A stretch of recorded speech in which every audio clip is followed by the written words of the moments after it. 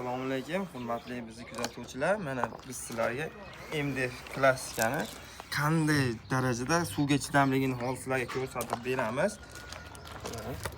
Ko'rib turganingizdek, mana живой suv. Qay darajada suvga chidamli bu? Ama ishib ketmaydimi? Yo'q, bu ishmaydi. Agar ishib ketadigan bo'lsa, bemalol aloqaga chiqaveradi. Besplatni yangilab ishimizni to'g'rilab ketdilar. Mana aralarida ham suv turibdi. Hech narsa bo'lmaydi. Suv ushamaydi ekan bu. Umuman suv ushamaydi bu mana. Ko'ryapsizmi? Mana qarab turing, hozir yana bitta narsani ko'rsataman.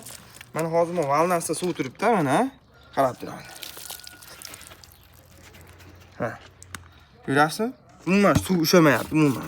Suv qolib ketmayapti. Artib qo'ysa bo'ldi. Artib qo'ysa bo'ldi. Quruq namlatadi. Bunda ham shu. Bunisi ham shu. Bemalol.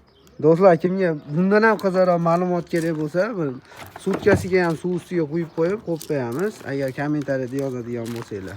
Xudo xolasa qo'ldan kelgancha sizlarga ishlab boryapmiz.